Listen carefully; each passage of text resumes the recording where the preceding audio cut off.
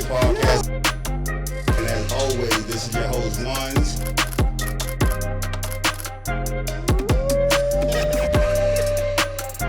And as always, this is your host, Ones. Yo, what's up?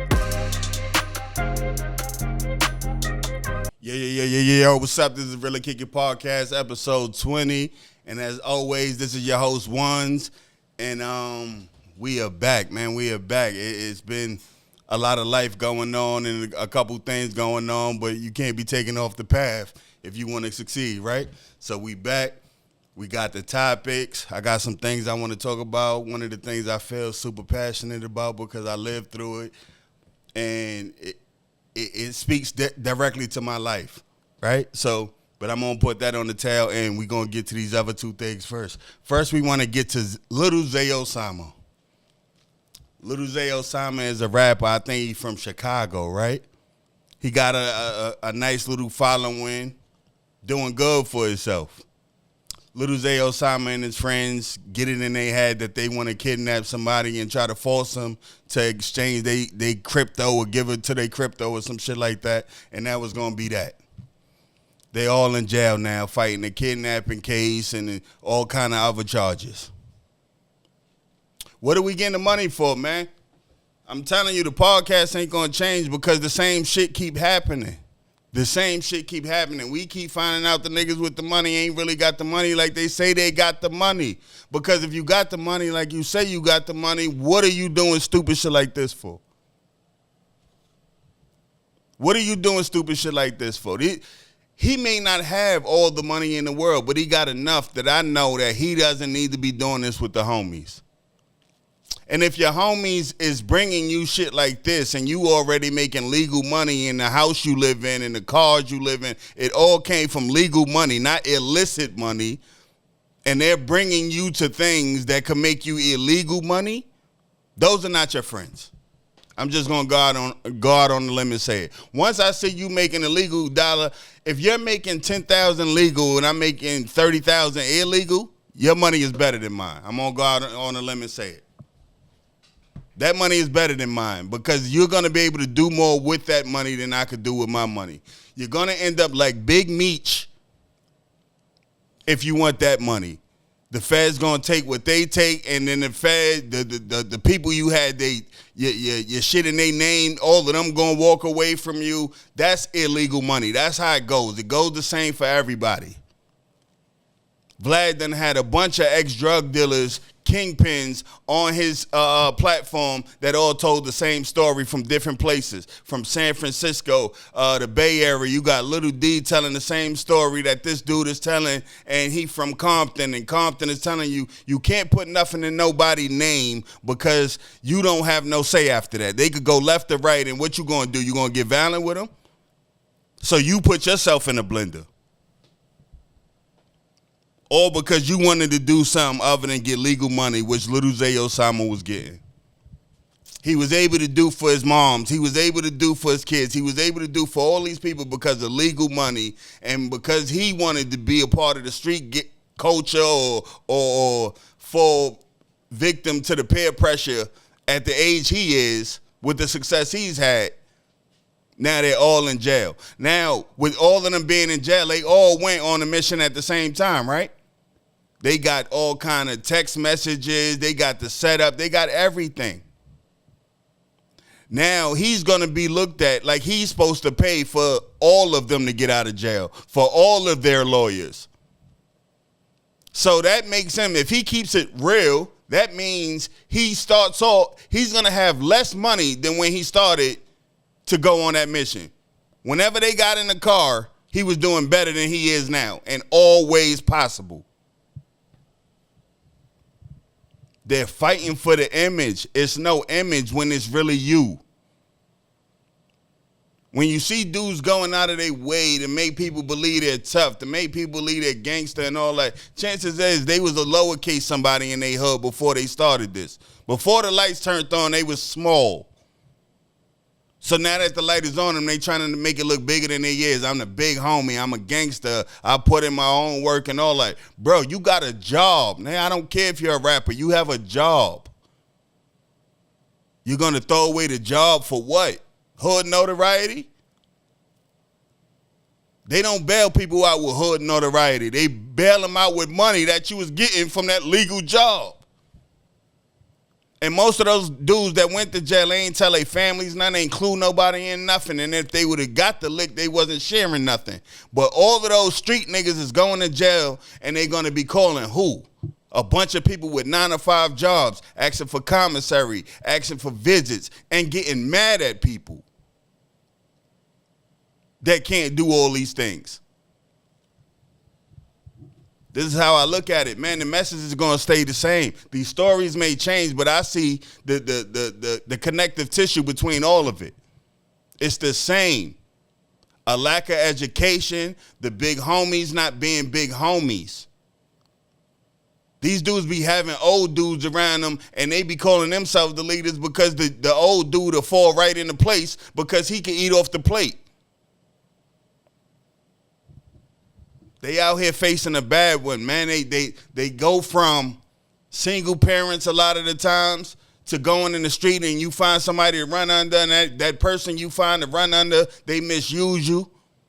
Not even if they trying, but they doing it the way somebody misused them, and somebody misused them, and there's grooming niggas for the streets.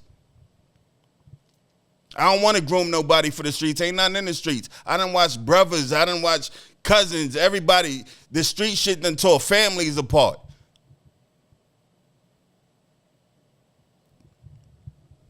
The street shit is done, man.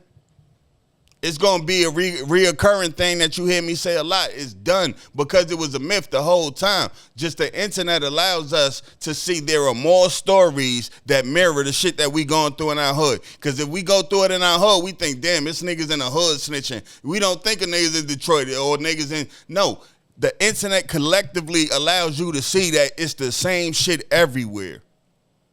Idiots doing dumb shit. From the idiots who killed XXXTentacion. They seen him, thought they had the drop, ended up banging them. They got nothing and were in jail for how long? They got nothing. And they're in Florida doing the same thing that I said them niggas that's in Chicago is about to be doing. Relying on people with 9 to 5 jobs. Relying on people on welfare and all this other nonsense that already got it hard. You're going to be getting mad at them because they can't do for you. They wasn't doing for you when you was in the street. They didn't even know where the fuck you was.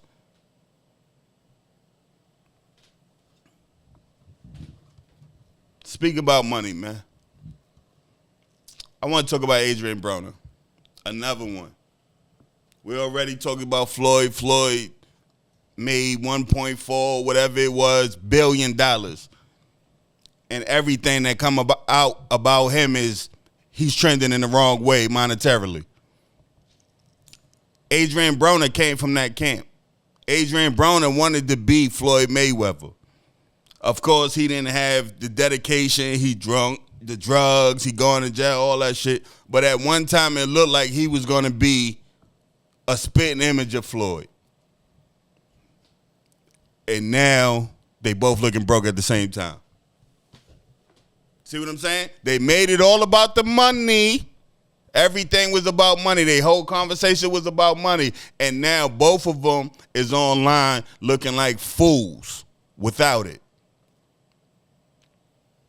And furthermore, I want to talk about Adrian Broner because Adrian Broner is going out bad. And it goes to show ain't no friends in this shit, right? I don't know Dean DeGray. I never knew him before he started. He was with Rampage and got slapped twice. That's why I know him. That's where my engagement with the Dean dude started. I don't know nothing about him before that, right? But in no way am I going to see a black man that fried and keep putting him on camera so he could possibly destroy himself. Everything I've seen, sometimes I look at some people as a man. I look at a man and be like, damn, women think all men are like that?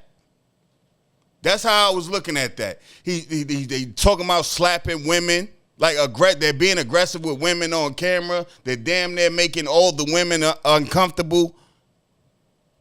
For what? Likes? Shares? When did that become content? When did that become cool?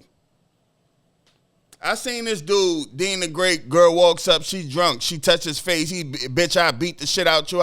When did that become cool? When did that become what you do for people to admire you? Because if we say that that's cool, we got to be ready for a bunch of young idiots to come up trying to do what they're doing, emulate what they're doing. It happened with Jackass. When you say bad behavior, when you monetize bad behavior, there will be more bad behavior. Because nobody wants to go to work. Even the people who like going to work don't want to go to work for their money. So if you telling these niggas I could call a bitch, I could slap, I could sexually harass, I could do all of this as long as it's on camera, it'd be seen as funny. That's an option now. I seen one of the young girls, she was streaming, tuned in shit for 2 minutes. Dude asked her what she used to do before she got into streaming. She said, oh, I had some jobs and I used to sell pussy. Her whole, everybody in her chat section is a kid. Everybody in her chat section is a kid. Right there, that becomes a viable option for kids. This is what I'm saying about me having the message that I have. My overarching message will always be for the kids. But sometimes there will be something for the people my age. There will be something that resonates with people that aren't kids. Right? There is nothing Akasanat does that resonates with adults. There's nothing Talil does that resonates with adults. All these, I don't even know the girls for the most part, but they stay on these shits with the boys. So I know they have a following in some way when they go back to their own shit, right? This is what's popular. But are you listening to the message that they're getting across? None of them is trying to tell kids about the business dealings they doing. I never heard none of that. The Nike and they doing shit with the NBA. How did you get to that point? I don't want to hear about no young girl selling pussy in front of a crowd of young girls. I don't want that. Nor do I want to see a man comparatively my age telling girls, here, beat the shit out of them because they don't want to have sex with them or have a conversation with them. I don't want to see that. That's not entertainment to me. Because we say a whole lot of shit. We try to adapt a bunch of notions, and it's starting to look like virtue signaling. Virtue signaling is you saying you're a better person, but you don't want none of the involvement in actually being a better person. These are the things that we should be like, yo, listen, youngin', that's not cool. Instead, you'll get a Kevin Hart to go over there and play it up with him because he's trying to appeal to a younger demographic because he got movies coming out. Instead of trying to tell him, listen, that particular thing, you should stop doing that on camera. Don't pull him to the side. Yo, that you did it on camera. That particular thing, that view, you shouldn't do more of that. This nigga is the singing to everybody in the room. But see, this is what I'm saying about having the nigga round. Most of these people is there for self, man. He's not there to teach nobody nothing. This man got kids. I guarantee he's teaching his children something. Why not share that information? But when he gets the chance to go in front of other people's kids, you're doing buffoonery, which legitimizes buffoonery. And now we on everybody, the Ricard, the young boy on there, you just cursing and doing wild shit, and now he got 15 million and he don't got to go to school. And so it's making bad shit an option. Terrible, disgusting things that nobody should do. And they're passing it off as, yo, I was just playing or it's just a skit. This shit is going to follow you for life, man. And it's going to have an impact on a bunch of impressionable kids who don't know your real story, don't know you not moving like this off camera. A lot of these dudes be rapping about shit they ain't not doing. A lot of these, but the kids don't know the difference. The kids don't know the difference. So when you see these people doing these things, you follow them into these habits and all of that, and they might not even be doing that, as evidenced by like Future with the mask of Molly Percocet. Say he don't do none of that shit. but made a song about it. It was a hit. And what you see, niggas, Molly Percocet. I'm dropping the Percocet in my lane. You drugged out, and he not. 50 Cent did that with, what was it on the first album? I smoke every day. I smoke that good shit. Don't smoke. He doesn't smoke.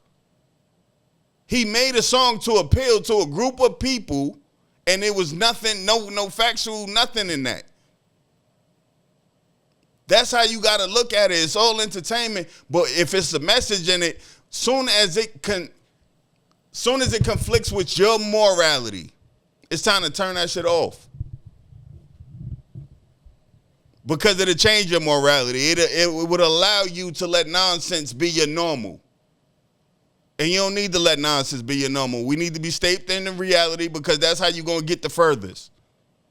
Living in reality, treating everything like it is what it is. Not what you want it to be, not what it could be. You got to look at this shit for what it is. When you see little boys acting crazy online and getting multi-million-dollar contracts, there will be more boys ready to do the same. When you say a little girl that's now streaming and she has a bunch of popularity, when she's asked what she used to do for money and she says selling pussy, there will be more pussy selling.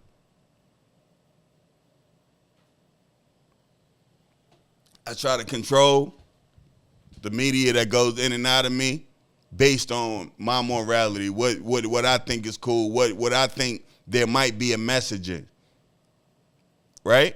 Sometimes I turn it off. Sometimes I do just want the nonsense, but then I'm going looking for nonsense. I'm going looking for, if I want nonsense from a movie, I'm going to Jim Carrey type shit. You always know where to find the nonsense. If I want to go to the nonsense, I'm going to the spot where everybody skips the pat down. Like you know where it's at all times. Just streamline it. If that's for you, stay over there, but stay out the way of the people who want the other shit. Stay out the way of people who want better. Don't hate on them. Don't talk. Act like they're invisible. Nothing. Just let them go on and do it the right way. Speaking of do it the right way, man, I'm seeing so many people send their kids off to college, man. That shit warms my heart. For real, man, because I don't remember a lot of us committing to nothing. We wasn't committing. Niggas was looking for jobs. Niggas had GEDs and all that shit, man. A lot of people got their kids off to college. They stayed the course. They parented their kids the whole time they was there, and now they get to see their kids off to college, and I think that's a beautiful fucking thing, man. Because they're going to be beyond their circumstances. And this is what I say about being in it and not of it. We don't control our circumstances. We don't control what we're born into. We don't control the location, the address, none of that. But you control how you interact with the environment. Me, myself, personally, I was in the environment. I was following the older dudes. I thought that's how you got the money. These kids now, I'm saying enough of them put their head down long enough all the way to make it out. And I think it's dope. Because those are going to be our young leaders, not these niggas going back and forth to jail, having the kids and all that. Now they going to be bigger than what their parents was, and they going to be a representation that proves that you can do better than your circumstances. And that's all we can hope for, to tell the truth, man. Because once you become a parent, that's kind of all it's about, man. Raising somebody who's going to be productive after you. That's it. Nobody wants to raise the loser. Nobody wants to raise, but most people through neglect. And it don't even be like the neglect you think it is, like you don't feed your kids, you don't dress your kids. Niggas that had the flyers, well-fed idiots on the block, man. Y'all know what I'm talking about. Y'all know exactly who I'm talking to. So to see all of these kids accomplished and they on honor rolls and they're valedictorian and all that thing, that means they really locked in with through all of the things that other people say were distractions. They was in it and not of it. And I think it's a beautiful thing, man. So I want to say to everybody who sent the kid off the child, let's say in the last 5 years, man, because that would be the people that I'm around. That would be the people of my age group. Your kids is old enough to go to college and you got them all the way there. Success. has been reached for you. You don't stop being a parent and no shit like that, but you got them where they needed to be, man, to young adults and showing that they have the want to continue to go further in their education mean most likely a lot of them are going to pursue it all the way through, because that matters also. Not just going to college a year or two and saying I experienced it. If you can, go all the way. Walk across that stage, man. Your parents want it and you deserve it for all your hard work. So to everybody going, congratulations, but finish up. The job not done. The job is not done, man. Make your parents proud, make yourself proud, and go on to be a decent human, right? Now, I want to say, now we're going back to the streets real quick, right? Because there's been a reoccurring thing in Brooklyn and in all neighborhoods, right, where we have young black men. The leader of the Bed Stuy bully gang sentenced to prison, right? The leader of the Bed Stuy bully gang. A bunch of people sitting in jail for going at it with black people their whole life. Shot at, beef with, fought other black people until white people put you in jail for the rest of your life. 60 years is what that man got for his role, his leadership in the Bed Stuy bully gang. Now, a lot of people going to say that and say he stood on business. He took his time like a champ, all that. They're going to say all that. He didn't snitch, and that's cool. He didn't snitch. He took his lick, and that's what you're supposed to do. That's what I feel. That's accountability. It ain't snitching. I did this. I'm not going to put it on nobody else. I'm not going to say they did it. There's some respect had in that. But there's also respect in never being in a position where you have to be a real nigga by accepting 60 years. There's other ways, man. There's a lot of shit that man ain't going to be able to do. And it's going to be a lot of niggas that don't want to go to jail, don't want to do shit to go to jail, saying he a real nigga for being in jail. Then why don't you go? Why don't you go? Listen, man, anybody getting 60 years at any age, it's terrible. Terrible. Whether he gives some time back or whatever, he's still going to have to do at least half that, which is still terrible. But this is what we lock ourselves into when we lock ourselves in them streets, when we lock ourselves in the street rules. Yeah, you the biggest stepper, niggas is telling. And if niggas ain't telling, you got caught on camera. It's no getting away, man. I said it episodes ago, I understand that there's an underworld. I understand that. But niggas that ain't in that underworld, because a lot of niggas got 1 foot out and 1 foot in, that mean you fake. And what I mean by that is you saluting niggas for going to jail and you ain't doing shit to go to jail. That's the worst 1 foot out and 1 foot in. Because my feet is all the way out. I ain't doing nothing to go to no jail. If something happened in the moment, I got to defend myself and all that, yeah, it's going to kick up and it's going to be what it's going to be. But going out of my way for nothing? Because saying I got ops? We went over this op thing. What make a nigga your op? And not only is he in jail, a bunch of other people who is in jail. So that's the only thing we could get together to do, go to jail? If I said $25, right, between X amount of people, let's say 15 people, to start something, to put our money, pool our resources into doing something, that would be the hardest $25 per person ever. But gangs pool their resources to send money to the big homies. To the big homies. Niggas be fucked up in the streets, will get fucked up if they don't bring money for the big homies. That's street shit. That's the new street shit. Because the streets I came in, the Decepticons was a gang, but not like this shit. Not like what we got now. Everything is gang shit. When you look at all of the violence in the street, a lot of it, when you get back to the root of it, is gang shit. So it's becoming oppressive and stifling to every community that's ours. Not nobody else's. And everybody talk about protecting the community. You got niggas be talking to kids, talking about all this revolutionary shit and all this. You're lying, my nigga. You're destroying the community. You're the reason for all the fucked up energy in the community. I ain't putting no fucking tag on that, whether Crip, blood. I'm talking about all of it at this point. Because I'm sure the bully gang was affiliated with another gang, and it's a code word or a subset or some shit of another gang that's already established. I'm sure of it. All this shit is leading our kids to graveyards, man. All of the kids is going to graveyards early because the streets has a bigger hold on them than their parents. And it's fucked up. It's fucked up, but there's a negligence associated in our community with being born to a single mother.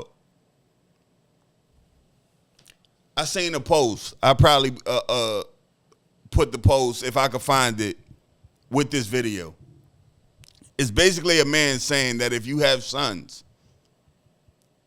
they shouldn't have privacy inside of your house because your house could be turned into a stash box for drugs, guns, and any of that shit. Now, while he's saying that, I don't know this man from nowhere, right?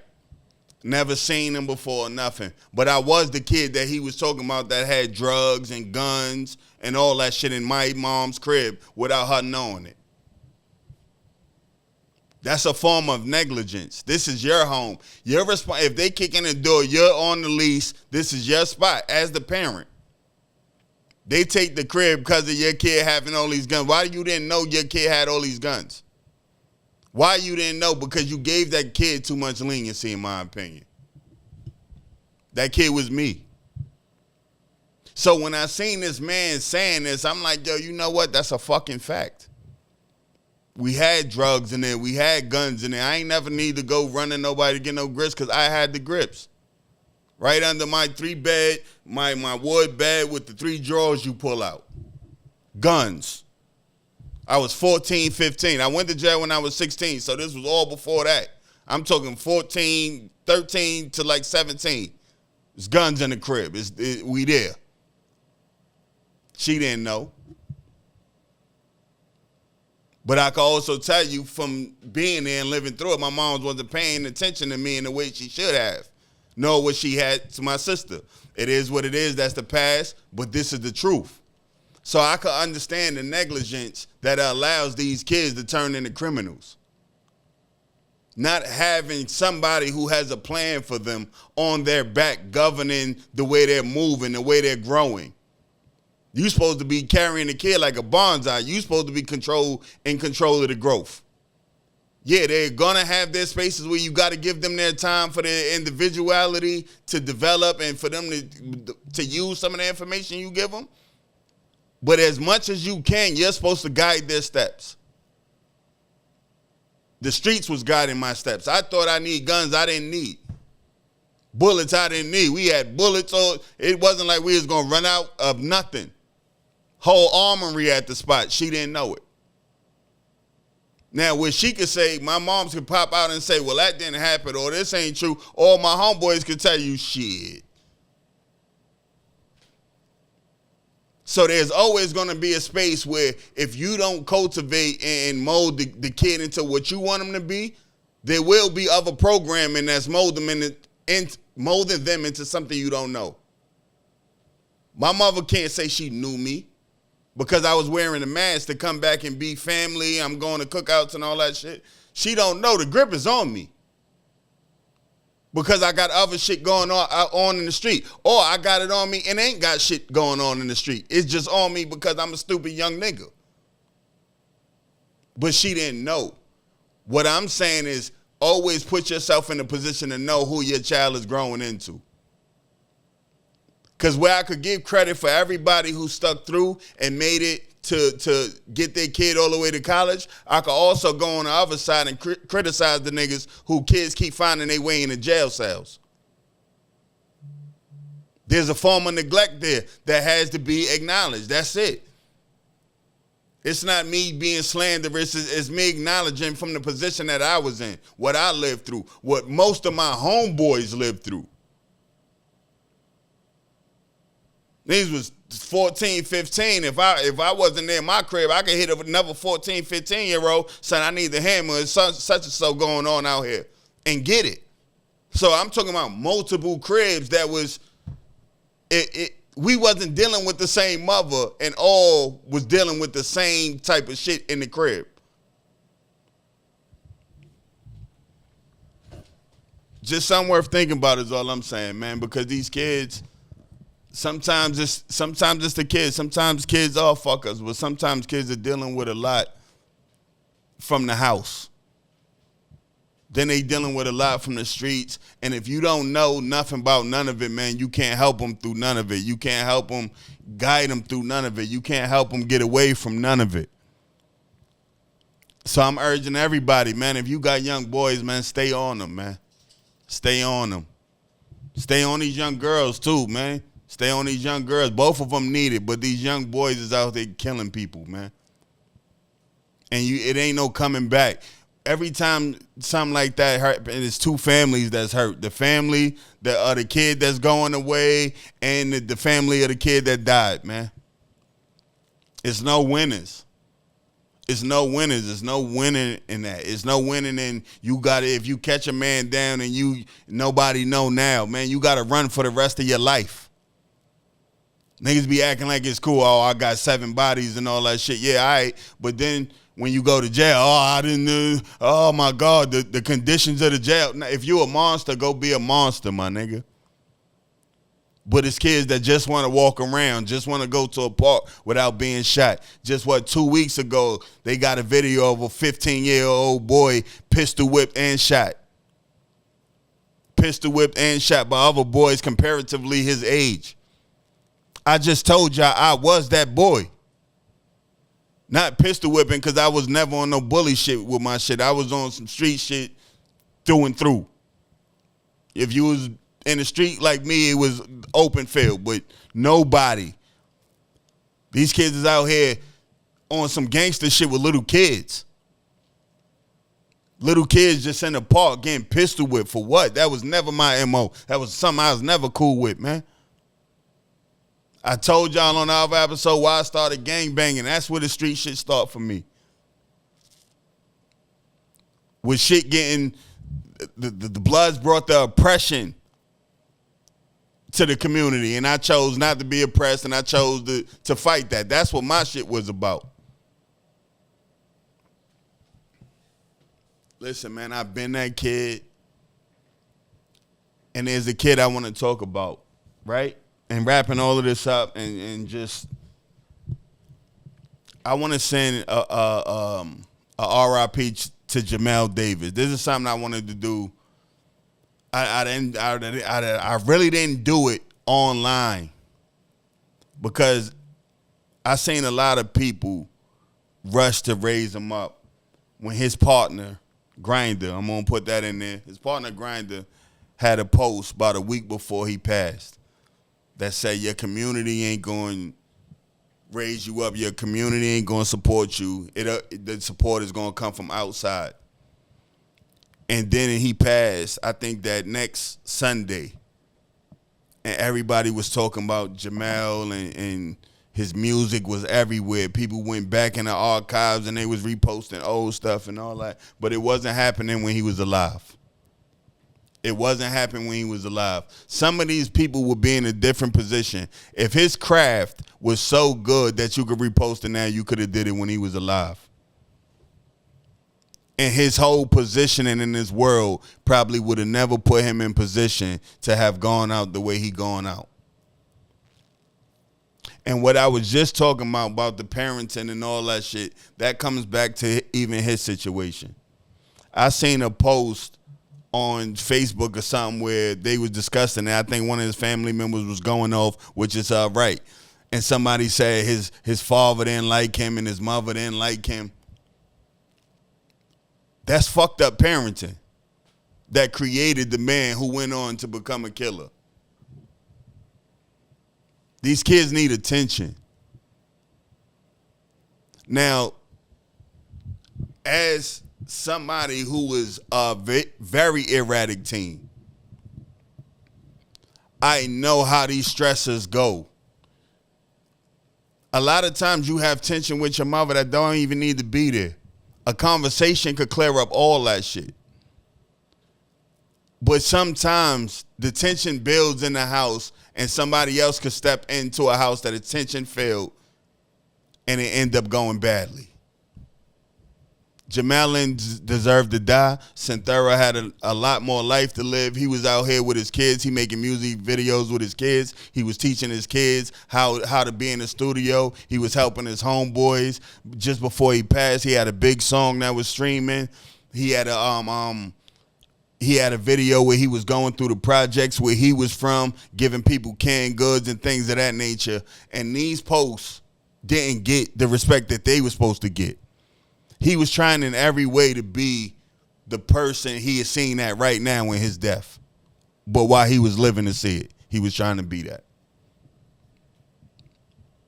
So, in wrapping this up, man, I want to say, don't wait till nobody gone to support him. Don't wait till nobody gone to love him. Because then that's more about you. That's more about you. His passion should have been about him. And a lot of people did I was just with you yesterday, bro, and all that. Sometimes you got to let a family grieve. Let a family take the forefront and being sick over their family member. Or people who had day-to-day interactions with them. I sent my condolences to the family because when I started school, this is the family I've known since I started school. I'm 43.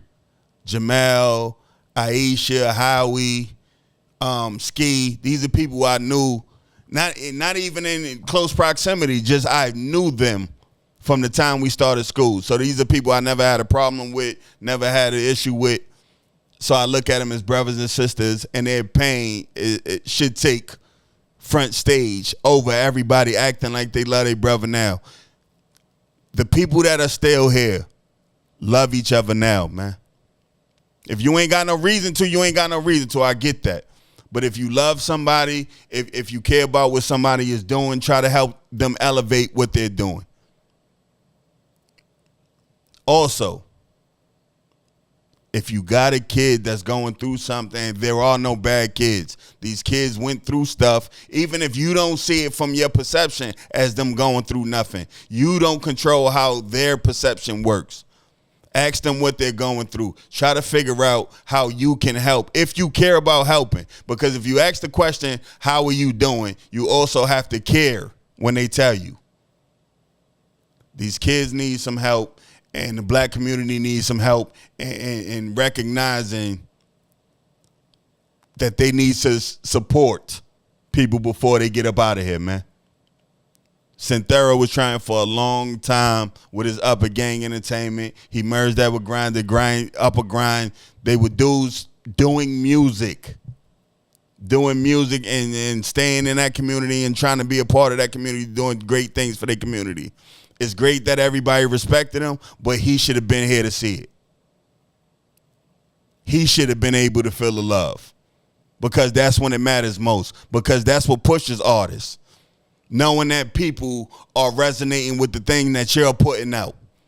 Let the next person, now because he passed and you got to see everybody retroactively give him love and play his music and all of these things. Now when you see somebody, if you vibe with them, let them know. I try to tell everybody, if my brothers got on something fly, nah, that shit fly. If you doing something that's up with positive, I'm trying to help. I'm trying to extend. I'm always trying to do something to help. It's no hate in a positive lifestyle. You can't do it. In a positive lifestyle, there can't be no hate. I'm raising people up now. Everybody, if you're a good parent, I'm telling you now. If you're a good friend, I'm telling you now. If you're a style of dress, I'm telling you now. Not when you die. because that ain't me. I want you to know. I don't want to virtue signal and act like I was just with you yesterday, nigga. I'm the nigga that's gonna be really hurt when my people leave. But when my people leave, all of them is gonna know I thought the world of them for the shit that they was doing. This is why I don't want to be around nothings. I want to be around people that I could tell that thing that you doing is dope. That idea you got is worth it. Do it while you living, man. That's all I want to say. And with that, listen, before we get out of here, I seen on Let's Rap About It podcast, if you get to episode 20, you're in the 1% of podcasters, and I just got to the 1%, goddammit. As always, like, share, and subscribe. I love y'all. Peace. And we'll be back with another one soon, man. We line them up. Got more interviews coming, more dope people. Stay tuned. Peace and love, man. Later.